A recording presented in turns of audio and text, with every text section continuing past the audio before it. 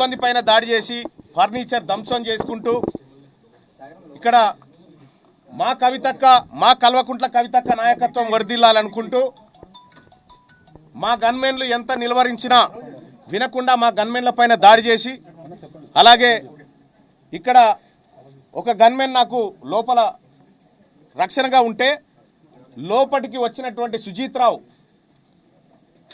కల్వకుంట్ల కవిత బంధువు సుజీత్ రావు అనేటువంటి వ్యక్తి లోపలికి వచ్చి మా గన్మెన్ దగ్గర గన్ లాక్కొని నా పైన ఫైర్ చేయడానికి ప్రయత్నించాడు.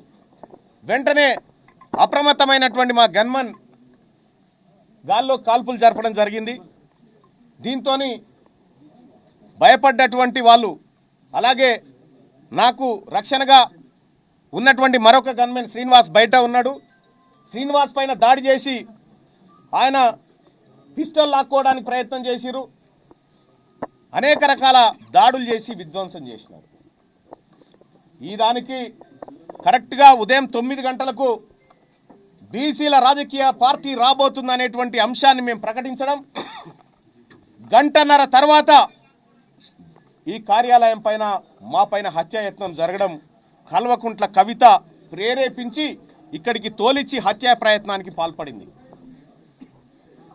ఇవాళ బీసీల పైన దాడులు చేస్తే, తీన్మార్ మల్లన్నను హతమారిస్తే బీసీ ఉద్యమం ఆగిపోతుంది అని కల్వకుంట్ల కవిత గారు భ్రమపడుతున్నారేమో.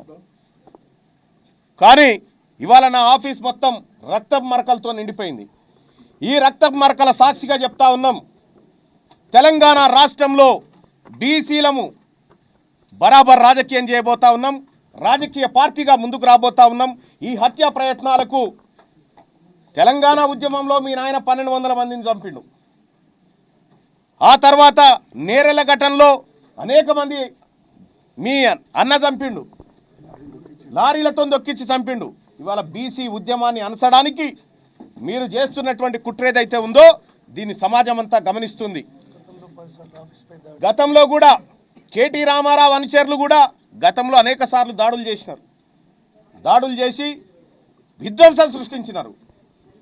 దాదాపుగా 60-70 సార్లు నా మీద కేసులు పెడితే ఏ ఒక్క రోజు కూడా తీన్మార్ మల్లన్న కానీ మా ఆఫీస్ సిబ్బంది కానీ ఎవరిపైన ఒక చేయి వేసిన పాపాన పోలేదు. మేమంత సామరస్యంతో ఉన్నాం. కానీ వాళ్ళ కల్వకుంట్ల కవిత గారు ఈ రకమైనటువంటి హత్యా ప్రయత్నాలకు కూడా స్కెచ్లు వేస్తారన్న విషయం ఇవాళనే అర్థమవుతా ఉంది. ఖచ్చితంగా తెలంగాణ రాష్ట్ర వ్యాప్తంగా బీసీలంతా ఎక్కడికక్కడ కల్వకుంట్ల కవిత దిష్టి బొమ్మలు నలగబెడతా ఉన్నారు. బీసీలను అనగదొక్కాలని చూస్తున్నటువంటి ఆమె పైన చర్యలు తీసుకోవాలని డిమాండ్ చేస్తూ ఉన్నారు. మేము కూడా ఖచ్చితంగా కార్యాచరణ చేస్తాం. ఈ దాడులతోటో, ఈ బెదిరింపులతోనో, ఈ హత్యాయత్నాలతోటో బీసీ ఉద్యమం ఆగిపోతుందని మీరు భ్రమపడితే నేను చెప్తా ఉన్నా, మీరు రాసి పెట్టుకోరి, రాబోయే 3 సంవత్సరాల్లో మిమ్మల్ని రాజకీయంగా పాతాళానికి తొక్కే బాధ్యత మాది.